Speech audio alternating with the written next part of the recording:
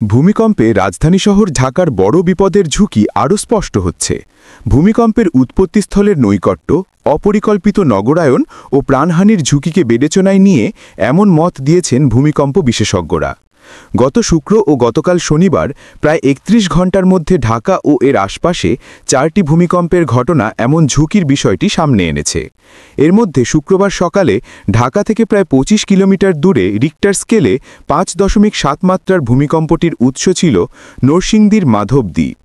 উৎপত্তিস্থলের গভীরতা ছিল ভূপৃষ্ঠ থেকে ১০ কিলোমিটার গভীরে। ভূপৃষ্ঠ থেকে উৎপত্তিস্থলের গভীরতা যত কম হবে তত বেশি ঝাঁকুনি হবে। শুক্রবারের ভূকম্পনের তীব্রতা ছিল স্মরণকালের মধ্যে সবচেয়ে বেশি। তীব্র ঝাঁকুনিতে কেঁপে ওঠে ঢাকাসহ দেশের বিভিন্ন অঞ্চল। এ ভূমিকম্পের ঘটনায় শিশুসহ ১০ জন নিহত হন, আহত হন ৬ শতাধিক মানুষ। ভূ অভ্যন্তরের যে ফাটল বা ফল্ট লাইনটি এতদিন ধরে প্রচণ্ড চাপে একে অপরের সাথে আটকে ছিল তা নড়তে শুরু করেছে এবং শক্তি নির্গমনের একটি প্রক্রিয়া চালু করেছে। এমন আফটারশক হতে হতে বড় ভূমিকম্প হবে, সেটা খুবই নিকটে হতে পারে। ২৪ ঘণ্টার ব্যবধানে এসব মৃদু ও মাঝারি মাত্রার ভূমিকম্পকে বড় ভূমিকম্পের সতর্কবার্তা হিসেবে দেখছেন বিশেষজ্ঞরা। এমন ভূমিকম্প ঢাকার ঝুঁকি কতটা স্পষ্ট করছে তা বাংলাদেশ আবহাওয়া অধিদপ্তরের বিগত ৫ বছরের পরিসংখ্যানেও উঠে এসেছে। আবহাওয়া অধিদপ্তরের নথিভুক্ত ২০২১ সালের ১৭ ফেব্রুয়ারি থেকে চলতি বছরের ২২ নভেম্বর পর্যন্ত ভূমিকম্পের তথ্য বিশ্লেষণ করে দেখা গেছে, এই সময়ে ৩৯টি ভূমিকম্পের উৎপত্তিস্থল ছিল বাংলাদেশ ভূখণ্ডের ভেতরে। এর মধ্যে ১১টি ভূমিকম্পের উৎপত্তিস্থল ছিল ঢাকা থেকে ৮৬ কিলোমিটার এলাকার ভেতরে, অর্থাৎ ২৮% বেশি ভূমিকম্পের উৎপত্তিস্থল ছিল ঢাকার কাছে। এসব ভূমিকম্পের মাত্রা ৩.৩ থেকে ৫.৭। এর মধ্যে শুক্রবার নরসিংদীতে সর্বোচ্চ ৫.৭ মাত্রার ভূমিকম্প হয়েছে। দ্বিতীয় সর্বোচ্চ মাত্রার ভূমিকম্পের উৎপত্তিস্থল ছিল লক্ষ্মীপুরের রামগঞ্জে। বিশ্লেষণে আরও দেখা যায়, ঢাকার ১০০ থেকে ২৬৭ কিলোমিটারের মধ্যে বাকি ২৮টি ভূমিকম্পের উৎপত্তিস্থল ছিল। ৫ বছরে ১৮ জেলায় ভূমিকম্প হয়েছে। জেলাগুলোর মধ্যে রয়েছে ঢাকা, নরসিংদী, নারায়ণগঞ্জ, টাঙ্গাইল, সিলেট, নেত্রকোনা, দিনাজপুর, হবিগঞ্জ, রংপুর, কুমিল্লা, লক্ষ্মীপুর, পাবনা, হবিগঞ্জ, রাঙামাটি, চুয়াডাঙ্গা, শরীয়তপুর, যশোর এবং কুড়িগ্রাম। আবহাওয়া অধিদপ্তরের পরিচালক মোহাম্মদ মুমিনুল ইসলাম বলেন, নরসিংদীতে এর আগেও ভূমিকম্প হয়েছে, তবে মাত্রা ছিল কম। বাংলাদেশের সীমান্তে ৩টি টেকটনিক প্লেট আছে। এই ৩টি প্লেটই সক্রিয়। প্রতিনিয়ত এখানে ছোট ছোট ভূমিকম্প হচ্ছে। প্লেট বাউন্ডারির পাশে বড় ধরনের ভূমিকম্পের আশঙ্কা থাকে। মোহাম্মদ মুমিনুল ইসলাম বলেন, নরসিংদীতে একটি সাব ফল্ট রয়েছে। নরসিংদীতে আগে ছোট ভূমিকম্প হলেও গুরুত্ব দেওয়া হতো না। এখন বোঝা যাচ্ছে এই সাব ফল্ট অনেক বড়, এটা ঢাকার কাছ পর্যন্ত চলে এসেছে। এ ভূমিকম্প প্রমাণ করল ঢাকা বড় ঝুঁকির মধ্যে।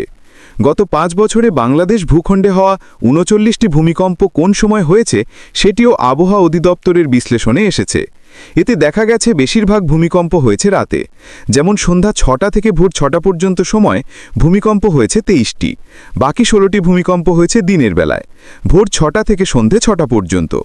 রাতে বেশিরভাগ মানুষ ঘুমিয়ে অথবা বাসায় থাকে। এমন সময় ভূমিকম্পে প্রাণহানির আশঙ্কা বেশি থাকে।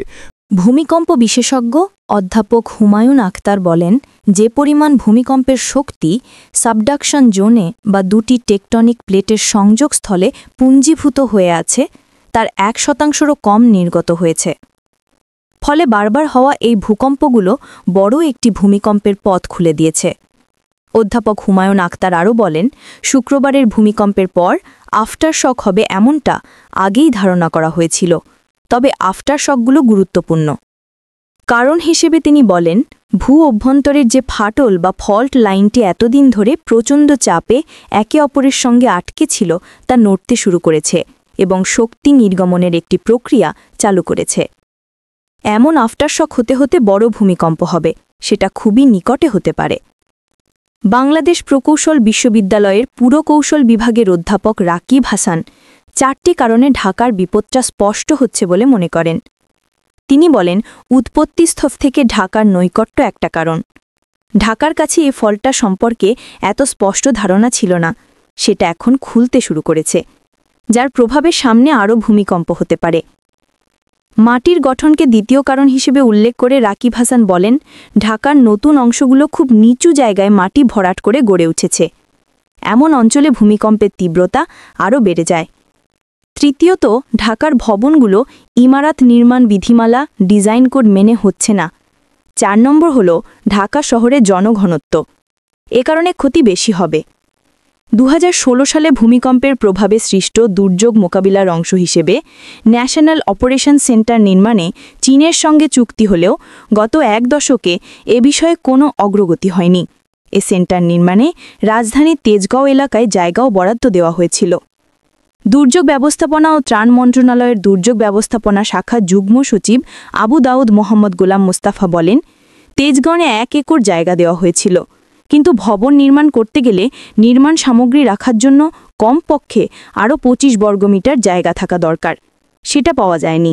দুর্যোগের প্রস্তুতি সম্পর্কে জানতে চাইলে দুর্যোগ ব্যবস্থাপনা অধিদপ্তরের মহাপরিচালক রিজওয়ানুর রহমান বলেন, ভূমিকম্প এবং অন্যান্য দুর্যোগের জন্য সরঞ্জাম সংগ্রহ করা হচ্ছে।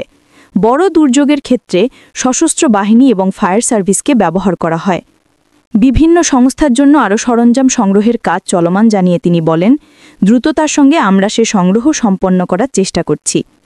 ঘূর্ণিঝড় মোকাবিলায় উপকূলে আমাদের 80,000 স্বেচ্ছাসেবক আছেন, নগরে আছে 48,000। তাদের যুক্ত করে মানুষকে ভূমিকম্প নিয়ে সচেতন করার কাজ শুরু করব।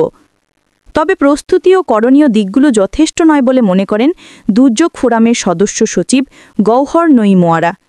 তিনি বলেন, গতকাল দুর্যোগ মন্ত্রণালয় জেলা পর্যায়ে চিঠি দিয়েছে দুর্যোগের তথ্য দেওয়ার জন্য।